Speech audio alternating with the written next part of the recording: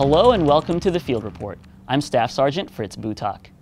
Just as combat armed soldiers train at the National Training Center, Forces Command hosts a one-of-a-kind exercise to prepare administrative soldiers for deployment. Specialist Heath Graham shows us how soldiers are getting a chance to train on parts of their job they can't do at home.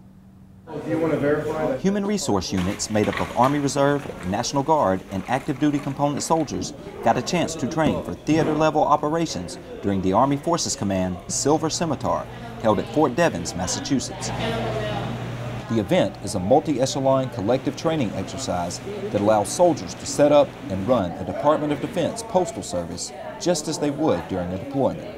I have never seen a training exercise so focused on making these guys 100% proficient in what they're expected to execute downrange in the next 30 to 90 days.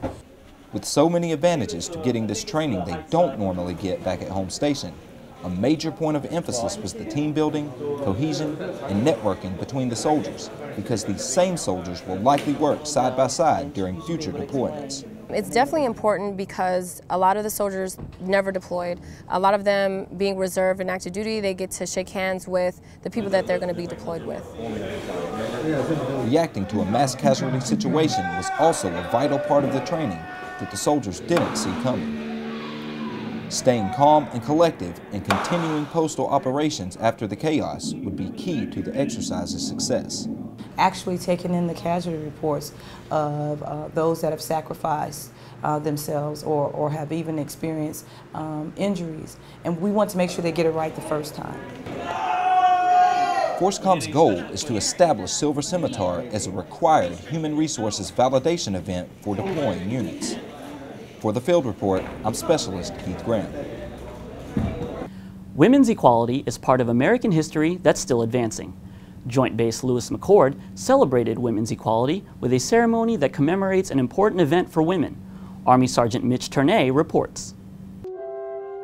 Women's Equality Day commemorates the passing of the 19th Amendment to the Bill of Rights, giving women the right to vote. Service members and families gathered at Joint Base Lewis McChord to celebrate this moment in history. The event, hosted by the 3rd Stryker Brigade, 2nd Infantry Division, highlighted some of the women in history who struggled to get the amendment ratified. I think that there are a lot of incredible people in this country who gave up a lot to get to the place where we are now. Two of the women I'm going to talk about today, Susan B. Anthony and Elizabeth Cady Stanton, they gave up everything fighting for our right to vote. During the past decade, strides have been made in women's equality to include the election of the first woman Speaker of the House of Representatives. For the Field Report, I'm Sergeant Mitch Ternay. Soldiers train constantly to hone their skills and accomplish their mission, but only one can ever be called the best. Career counselors throughout 1st Corps gathered to compete for the title of Career Counselor of the Year. The competition consisted of 3 events: the Army Physical Fitness Test, measuring the strength and endurance of the competitors, a written exam testing the NCO's knowledge of retention policies, and once the exam was complete, the soldiers showed their professionalism at a board tailored to test their knowledge as career counselors. The good thing about the Career Counselor Board is this is stuff that we're supposed to know every day, and it's stuff that we do every day. So if we don't know it, it'll reflect. But if you work hard at your job and you do well at your job, you should do well at this. After a day of fierce competition, Staff Sergeant Jesse Ryan will move on to represent 1st Corps in the Forces Command Career Counselor of the Year competition at Fort Bragg on September 24th. Good luck, Sergeant Ryan.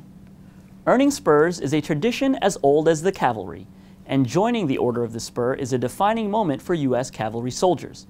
Army Sergeant Brian Spradlin shows us how one regiment is giving family members a chance to join their ranks. The spouses and children of 3rd Squadron 38th Cavalry Regiment soldiers are earning their spurs on Joint Base Lewis McChord. They're taking part in a spur ride, a grueling set of physical and mental tasks designed to test their endurance and soldier skills. Soldiers can only join the Order of the Spur by completing a spur ride or serving during combat with a cavalry unit. But the 338th wants to extend that opportunity to family as well. It's cavalry tradition. Being soldiers, it's pretty high standards for us to earn the cavalry spurs, but it also gives the spouses the chance to earn their spurs too. The family spur ride pitted teams against each other in events such as the Army Physical Fitness Test, rifle marksmanship, and providing aid to a casualty. Oh, it hurts so much. The ride's purpose was letting families experience a small part of what their spouses do every day. I think it's really important. I think it's important for us in order to support our spouses, and I think it's important that we get the chance to see, what they do go through so we can be a better support system for them. Oh, I even got one up in there. After completing the events and tallying the scores, the family members received their silver spurs from the 338th Command Team. And the winners walked away with gold. Congratulations. The spouses and children of the 338th not only earned their spurs, but also their place in the proud history of the United States Cavalry. For the Field Report, I'm Army Sergeant Brian Spradlin. 1, 2, 3. All right. There you go.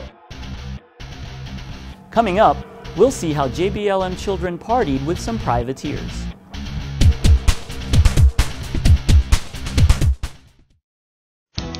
Dear American soldier, we can't afford to lose a single one of you. America loses far too many soldiers to accidents. Be safe. Make it home. Remember, you're my hero. All my love, Mary. Welcome back.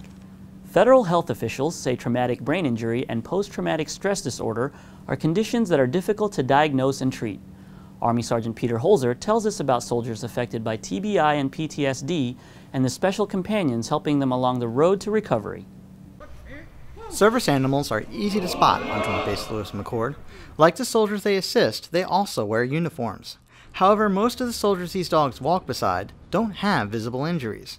That's because traumatic brain injury and post-traumatic stress disorder leave their victims with invisible wounds. One of the things that I find in common with every single soldier that I've worked with is they have problems with crowds.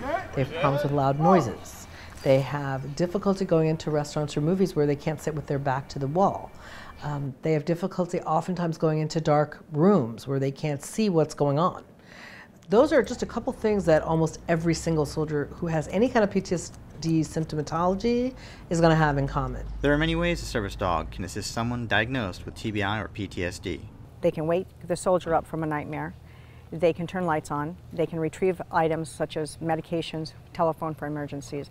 They act as balance dogs. If a person has a hard time getting up off the floor, for example, the dog will stand and brace to help the soldier get up. JBLM is one of the first installations in the Army to have an official service dog program. Traditionally, service dogs assisted those with physical disabilities, but for today's wounded warriors, they also provide emotional and social support as well. More than anything, I think it's their companionship that helps, because these guys are coming from a state of mind that nobody understands. They feel nobody understands. Nobody gets them unless it's another fellow soldier. The dog doesn't care. The dog gives them 24, 7 days a week, unconditional love. As the service dog program at the Warrior Transition Battalion expands, it's likely you'll see more of these hard-working animals. Because for the soldiers they are assisting, service animals are much more than pets. They provide a means to overcome their crippling injuries. For the Field Report, I'm Army Sergeant Peter Holzer.